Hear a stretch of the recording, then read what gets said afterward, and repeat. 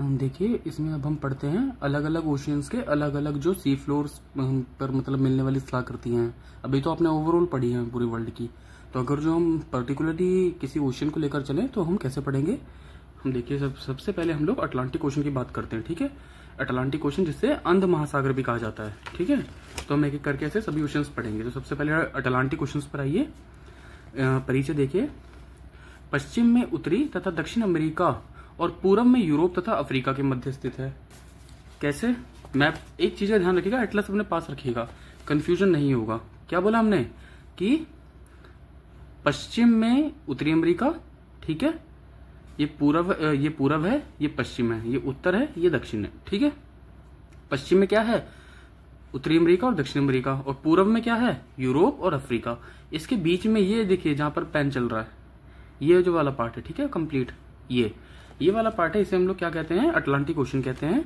इसका कितना एरिया है टोटल, 820 लाख वर्ग किलोमीटर क्षेत्र में फैला हुआ है, जिसका जो विश्व का 1/6 भाग तथा प्रशांत महासागर का 1/2 भाग है।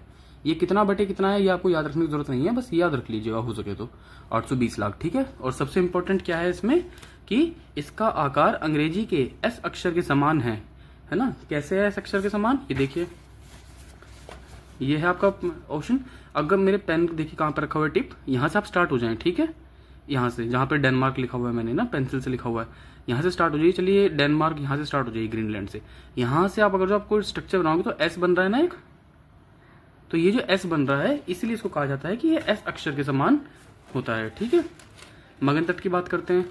अटलांटिक महासागर के मगन तट पर्याप्त चौड़े हैं क्योंकि कोई भी पर्वत श्रेणी अवस्थित नहीं है। कैसे नहीं है, ये देखिए मैप में, ये अटलांटिक महासागर है बीच में आपका, यहां पर भी कोई पर्वत श्रेणी नहीं है, देखिए इस तरफ भी। ठीक है, मतलब ऐसी नहीं है जैसी रॉकीज और एंडीज जैसी है, वैसी बात कर रहा हूं मैं। ठीक है, यहां भी कोई नहीं है, इस तरफ भी कोई नहीं है जहां पर ये पेन है मेरा।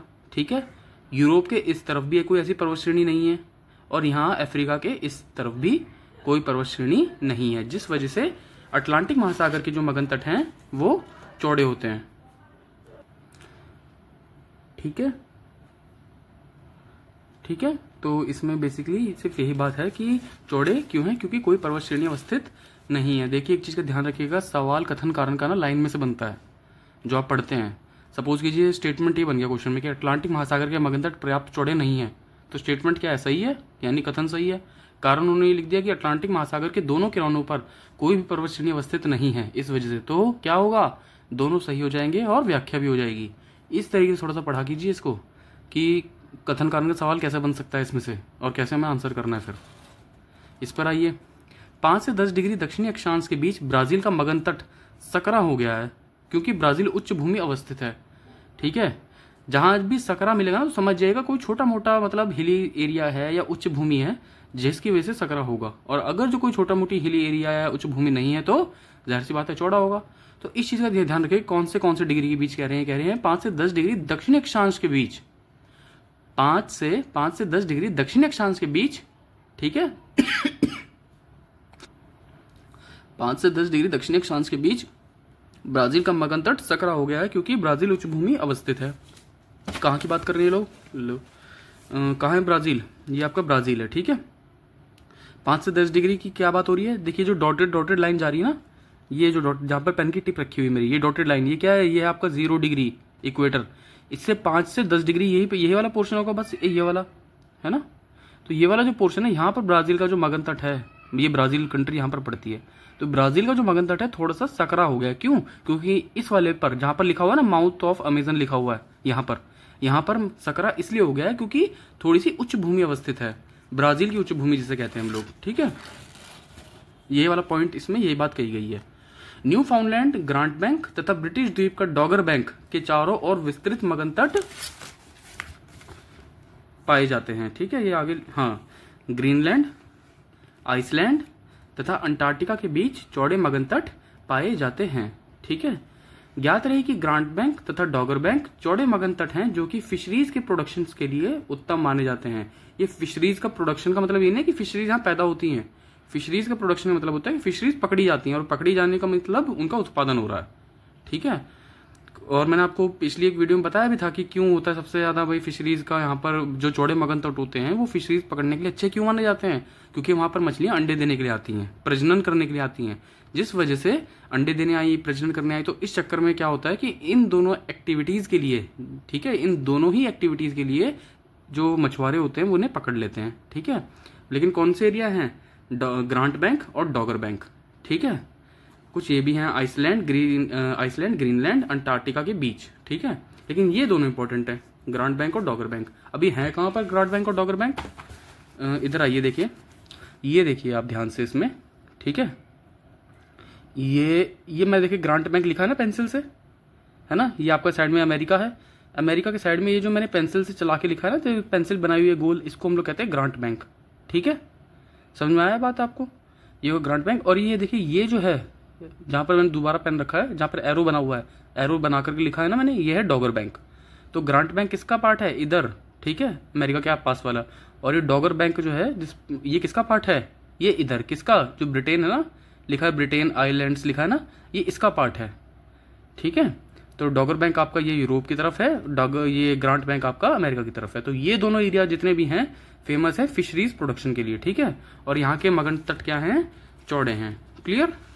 अब हम सीमांत सागर की बात करते हैं। सीमांत सागर मीन्स क्या होते हैं, मार्जिनल सीज। कौन कौन से मार्जिनल सीज हैं, कहां पर, इसी में ही, अटलांटिक ओशन में ही। हडसन की खाड़ी, बाल्टिक सागर, उत्तरी सागर, डेविस जल डमरू मध्य, जो लेब्राडोर सागर तथा बैफिन की खाड़ी को जोड़ता है। सबसे इंपॉर्टेंट क्या है, देखिए ये इंपॉर्टेंट है कि लेब्राडोर तथा बैफिन की खाड़ी लिखा है ना, डेविस जल डमरू, लेब्राडोर, डेविस जल डमरू किन दो को जोड़ता है, लेब्राडोर सागर तथा बैफिन की खाड़ी को। ठीक है, ये इसको याद रखना है आपको। और इसके साथ साथ ग्रीनलैंड और बैफिन द्वीप को भी जोड़ता है। ठीक है, और कौन कौन से सीमांत सागर हैं, मैक्सिको की खाड़ी, बैफिन की खाड़ी, रूम सागर। रूम सागर किसे कहते हैं, रूम सागर आपका मेडिटेरियन जो क्लाइमेट है ना, मेडिटेरियन सी। ठीक है, भूमध्य सागर को ही रूम सागर कहते हैं। फिर कैरिबियन सागर। अब मैं आपको थोड़ा मोटा मोटा एक बार दिखा देता हूं ताकि आप कंफ्यूज ना हो इसमें। ये देखिए, ये है आपका। ठीक है, अभी हमने क्या पढ़ा है, देखिए हडसन की खाड़ी, ये रही। अब ये मत कहना कि अटलांटिक ओशन यही वाला, ये भी अटलांटिक ओशन है, जहां मेरे पेन रखा हुआ है, पेन की टिप है, ये भी अटलांटिक ओशन का पार्ट है, ये भी अटलांटिक ओशन का पार्ट है, और ये भी अटलांटिक ओशन का पार्ट है, जहां जहां पर पेन की टिप रखी है। ठीक है, तो हडसन बे मिल गया आपको। ठीक है, लेब्राडोर सागर मिल गया आपको, सीमांत सागर है ना, Labrador Sea, Hudson Bay, Gulf of Mexico, Caribbean Sea, है ना, और इधर बे ऑफ बिस्के लिखा हुआ है आपको, ग्रीनलैंड सी है, नॉर्वेजियन सी, है ना। तो यानी इस वाले पार्ट में जितने भी अंदर छोटे छोटे ओशंस आ रहे हैं, सबके नाम लिखे हुए, छोटे छोटे सीज जो है ना सागर, उनका नाम लिखा हुआ है। तो उनको हम लोग क्या कहते हैं शॉर्ट में, सीमांत सागर। तो ये पूछ लेते हैं कि कौन सा सीमांत सागर अटलांटिक ओशन में नहीं आता। इनमें से 3 तो होंगे और एक पैसिफिक ओशन का उठा लेंगे। तो इसलिए कंफ्यूज नहीं होना, ये याद रखने हैं आपको मैप पे कि कौन कौन सा सागर, कौन कौन सी खाड़ी कहाँ कहाँ पर है, किसमें, अटलांटिक ओशन में। ठीक है, अब लास्ट में आते हैं द्वीप। ब्रिटिश द्वीप है, न्यू फाउंडलैंड है, पश्चिमी द्वीप समूह है, आइसलैंड है, फॉकलैंड है, और अन्य में बर्मुडा, सेंट हेलेना, ट्रिनिडाड। ठीक है, ये सब जॉर्जिया, सैंडविच, कनारी, केप वर्डे। ठीक है, इसकी शॉर्ट ट्रिक बनाई थी, थोड़ी धुंधली है, ये आपको शायद पढ़ नहीं पाओगे आप ठीक से, लेकिन ये आपको देखो थोड़ा रटना ही पड़ेगा। इसके साथ यही प्रॉब्लम है कि आपको सीमांत सागर और द्वीप रटने ही पड़ेंगे। ठीक है, और सच बताऊं तो ना, थोड़ा फेमस जो होते हैं उनको थोड़ा याद कर लोगे तो ज्यादा अच्छा रहेगा। जैसे ब्रिटिश द्वीप है, ठीक है, न्यू फाउंडलैंड है। ब्रिटिश द्वीप कहां पर है, मैंने बताया था, ये देखिए, ये रहा ना, जहां पर पेन की टिप रखी है मैंने, ब्रिटिश द्वीप। ठीक है, न्यू फाउंडलैंड कहां पड़ेगा आपका, न्यू फाउंडलैंड आपका पड़ेगा यहां पर, ये देखिए लेब्राडोर सी लिखा है ना, न्यू फाउंडलैंड यहां पड़ता है आपका, यहां पर जहां मेरा पेन है, जहां पर लेब्राडोर सी लिखा हुआ है इसके पास पड़ता है न्यू फाउंडलैंड। तो न्यू फाउंडलैंड हो गया, ब्रिटिश हो गया, ठीक है, द्वीप हो गया इसका। और इसके अलावा कौन कौन, पश्चिम द्वीप समूह, जो वेस्ट इंडीज है। पश्चिम द्वीप समूह कहां पड़ता है आपका, ये देखिए, ये लिखा है ना कैरिबियन सी, वेस्ट इंडीज। कैरिबियन सी के जस्ट साइड में देखिए छोटा छोटा लिखा है ना वेस्ट इंडीज, तो यही आपका पश्चिमी द्वीप समूह है। ठीक है, ये भी मिल गया आपको, पश्चिम द्वीप समूह भी। आइसलैंड है ना, आइसलैंड कंट्री का नाम है, हमने पढ़ा है। तो आइसलैंड द्वीप भी है, ये रहा देखिए, जहां पेन की टिप रखी हुई है। डेनमार्क स्टेट के जस्ट नीचे आइसलैंड लिखा हुआ है ना, यहां पर हो गया ये आइसलैंड आपको। अब बाकी आप देखिए, ट्रिनिडाड, सेंट हेलेना, तो ये आप थोड़ा सा गूगल कर लीजिएगा कहाँ है, इसमें प्रॉपर मैप में ढूंढने में मुझे टाइम लग जाएगा। ठीक है, तो ये हमने बेसिकली क्या था इससे रिलेटेड। अब सबसे इंपॉर्टेंट पार्ट क्या होता है, मध्य अटलांटिक कटक, मिड अटलांटिक ओशियन, ठीक है, का जो मिड अटलांटिक जो रीज है वो कैसे है, क्या है, उसके बारे में पढ़ते हैं।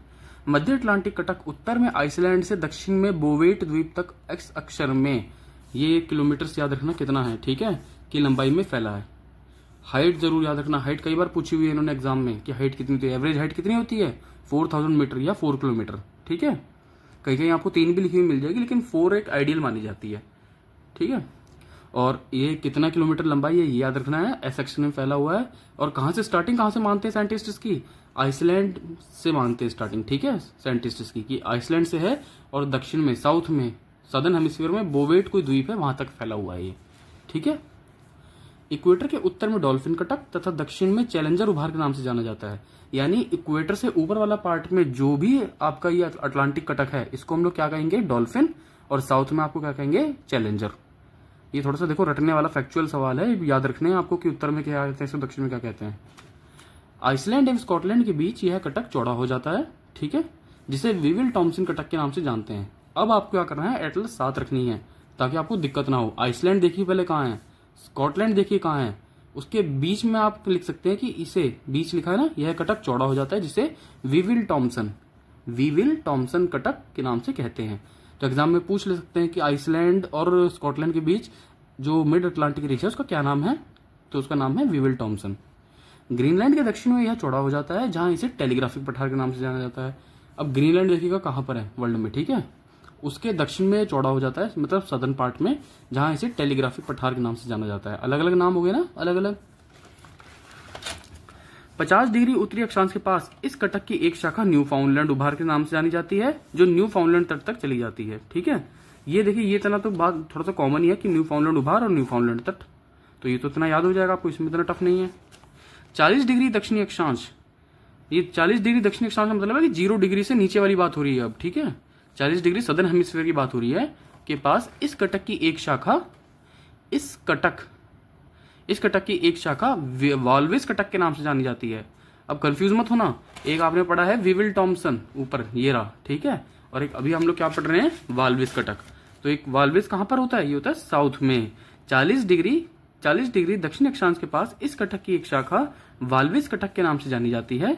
ठीक है, अफ्रीका के मगन तट की ओर, तथा दूसरी शाखा रायो ग्रांडी उभार के नाम से दक्षिण की ओर उन्मुख हो जाती है।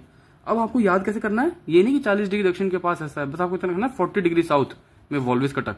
ठीक है, towards Africa continental shelf, and the second part is रायो ग्रांडी उभार, बस इतना ही। ठीक है, होगी ये लाइन कंप्लीट। मध्यवर्ती कटक का अधिकांश भाग जल मज्जित रहता है, मीन जल में डूबा रहता है, तथा कई चोटियां सागर को चीरकर ऊपर की ओर आ जाती हैं। ठीक है, ऊपर की ओर आ जाती हैं। इनमें अजोर्स का पाइको जो सागर तल से 7000 से 8000 फीट ऊंचा है, यानी अजोर्स का पाइको फेमस है।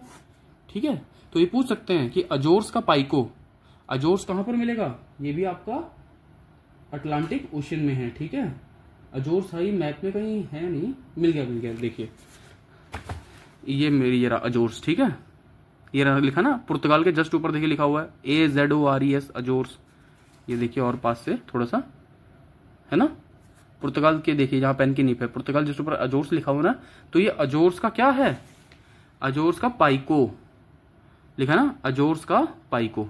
ठीक है, ये देखिए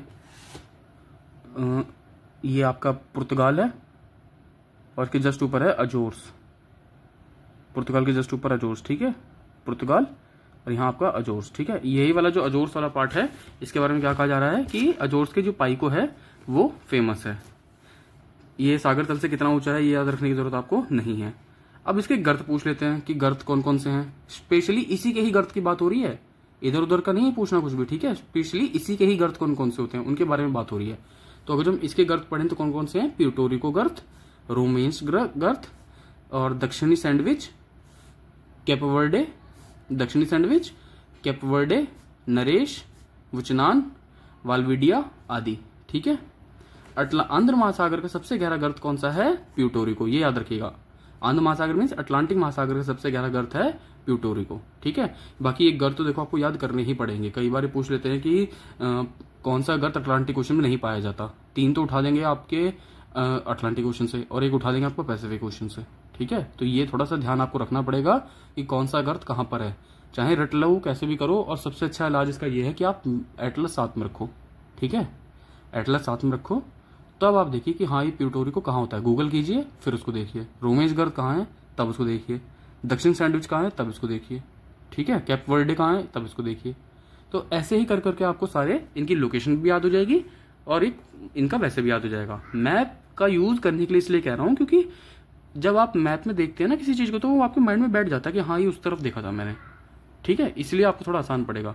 तो आप इसको कीजिए और फिर अब हम किसका पढ़ेंगे नेक्स्ट इसमें वीडियो में हम पढ़ेंगे प्रशांत महासागर का। ठीक है, ये लिखा है ना प्रशांत महासागर के नितल उच्चावच, ये हम अपना नेक्स्ट में करते हैं। ओके।